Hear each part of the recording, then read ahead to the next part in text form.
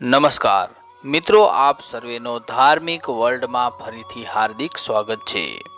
દોસ્તો, આપણા હિન્દુ ધર્મમાં લગ્નને લઈને દરેક જ્ઞાતિ કે સમાજમાં જુદી જુદી રીત રસમ અને માન્યતાઓ સંકળાયેલ છે। વિવાહ દરમિયાન જ્યારે વર કન્યાને પરણવા માટે જાન લઈને જાય છે, ત્યાં ચોરી ફેરા વખતે એક સપ્તપદીની વિધિ કરવામાં આવે છે, જેમાં 7 વચન આપવામાં આવતા હોય છે। આ 7 વચન વિશે ઘણા ઓછા લોકો જાણતા હશે કે આ સપ્તપદીના 7 વચનો ક્યાં ક્યાં છે। માટે આજે આપણે વાત કરીશું કે લગ્ન દરમિયાન આપવામાં આવતા 7 વચન વિશે। માટે આપ સર્વે અમારી સાથે આ વિડીયોમાં અંત સુધી જોડાયેલા રહેજો। દોસ્તો, આપને માહિતી પસંદ આવે તો લાઈક જરૂરથી કરજો અને ચેનલને સબસ્ક્રાઇબ ન કરી હોય તો સબસ્ક્રાઇબ જરૂરથી કરી નાખજો, કારણ કે અમે તમારા માટે આવી જ જાણકારી ભર્યા વિડીયો લઈને આવતા રહીએ છીએ। મિત્રો, પ્રથમ વાત કરીએ કે લગ્નમાં કઈ કઈ વિધિ અથવા તો પરંપરાઓ મુજબની રીત રસમો કરવામાં આવે છે તેના વિશે, જે પણ ઘણા ઓછા લોકો જાણતા હશે। લગ્નની વિધિમાં પ્રથમ તો કરવામાં આવે છે ગણેશ સ્થાપના, જેથી લગ્નમાં કોઈ વિઘ્ન ન આવે અને અઘરું કામ પણ પાર પાડવાની ભગવાન ગણેશજી શક્તિ આપે છે।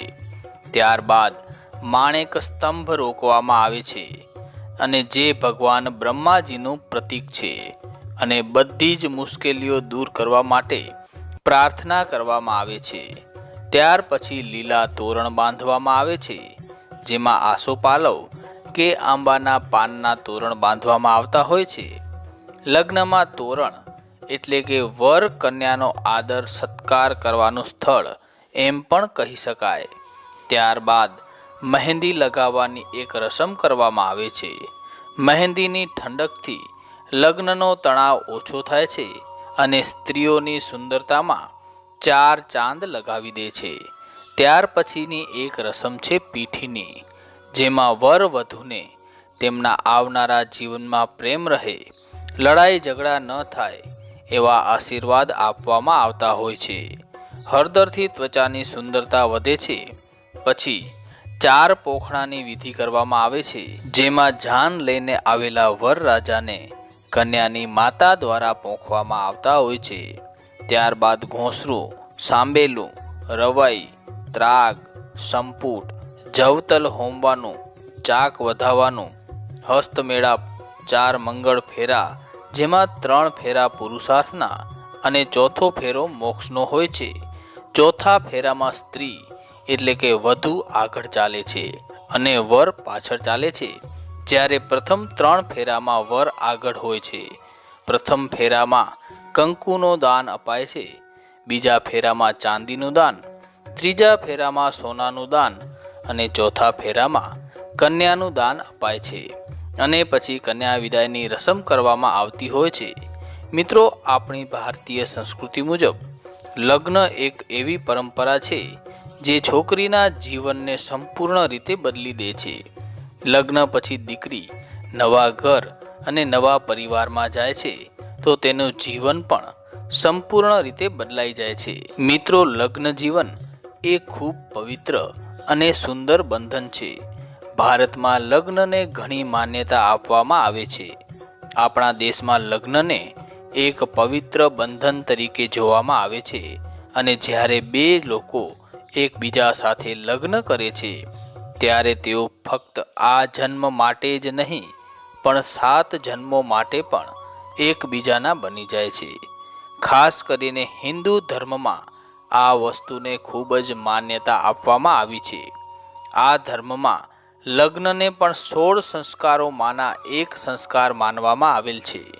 લગ્ન દરમિયાન પતિ પત્ની એકબીજાને કયા 7 વચન આપે છે અને તેનો અર્થ શું હોય છે તેના વિશે વાત કરીએ તો પહેલા વચનમાં છોકરીને પતિ સાથે ફેરા લેતી વખતે વચન આપે છે કે જ્યારે પણ શુભ પૂજા થશે ત્યારે હું તમારી સાથે રહીશ।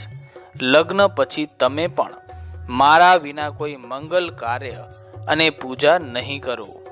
કોઈ પણ ધાર્મિક કાર્ય માટે હું તમારી સાથે રહીશ. જો તમે આ સ્વીકારો છો તો હું કન્યા તરીકે તમારું આગમન સ્વીકારું છું. આવા કિસ્સામાં જ્યાં સુધી પુરુષ કુંવારો છે ત્યાં સુધી તે પૂજા અર્થાત ધર્મ કર્મ યજ્ઞનું પાઠ કરી શકે છે, પરંતુ લગ્ન પછી પત્ની વિનાની તેની પૂજા સંપૂર્ણ માનવામાં નથી આવતી. હવે વાત કરીએ બીજા વચન વિશે. તો વરરાજા કન્યાને કહે છે કે તમે જે રીતે તમારા માતા પિતાનો આદર કરો છો તે જ રીતે તમે મારા માતા પિતાનો પણ આદર કરશો. જો તમે કુટુંબની પ્રતિષ્ઠા અથવા કોઈ પણ ધાર્મિક વિધિ અનુસાર ભગવાન પ્રત્યેની તમારી ભક્તિ રાખો છો તો હું તમારા વામાંગમાં આવવા સંમત છું. આ વચન હેઠળ વ્યક્તિએ તેના માતા પિતાની જેમ તેની સાસુ અને સસરા પ્રત્યે સમાન માન આપવું પડશે. ત્રીજા વચનની વાત કરીએ તો કન્યા ત્રીજા ફેરા દરમિયાન વચન માંગે છે કે 3 તબક્કા એટલે કે સુવા, પૌડા અને વૃદ્ધાવસ્થામાં તમે મારી સંભાળ લેશો અને મને ટેકો આપશો. જો તમને આ વચન સ્વીકાર છે તો હું તમારા વામાંગમાં આવવા સંમત છું. એટલે કે છોકરી જ્યારે વરરાજા સાથે આ અતૂટ બંધનમાં બંધાય છે ત્યાંથી પતિએ તેણીના મરણ સુધી તેની સંભાળ લેવી પડે છે. ત્યારબાદ ચોથા વચનની વાત કરીએ તો આમાં છોકરી વરરાજાને પૂછે છે કે અત્યાર સુધી તમે કુટુંબના બંધનમાં અને સમાન જવાબદારીઓથી મુક્ત હતા, પરંતુ હવે તમે કૌટુંબિક બંધનમાં બંધાયેલા છો. આ કુટુંબની જરૂરિયાતો પૂરી કરવી એ તમારી ફરજ થશે. જો તમે તેને સરળતાથી ચલાવવાનું વચન આપો છો તો હું તમારા વામાંગમાં આવવા સંમત છું. ત્યારબાદ પાંચમા વચનની વાત કરીએ તો આમાં છોકરી વરરાજાને કહે છે કે જો તમે કોઈ કામ, કોઈ વ્યવહાર મારા કુટુંબ ચલાવવા માટે મારા મંતવ્યને ધ્યાનમાં રાખો છો તો હું તમારા વામાંગમાં આવવા સંમત છું. ત્યારબાદ છઠ્ઠા વચનની વાત કરીએ તો કન્યા વરરાજાને કહે છે કે જો હું લગ્ન પછી મારા કોઈ મિત્ર અને સગા સંબંધી સાથે બેઠી હોઉં તો તમે તેમની સામે કોઈ પણ રીતે મારું અપમાન કરશો નહીં. જુગાર, દારૂ જેવી કોઈ પણ ખરાબ વસ્તુનો તમે ક્યારેય વર્ચસ્વ થવા દેશો નહીં. જો તમે આ વચન સ્વીકારો છો તો હું તમારા વામાંગમાં આવવા સંમત છું.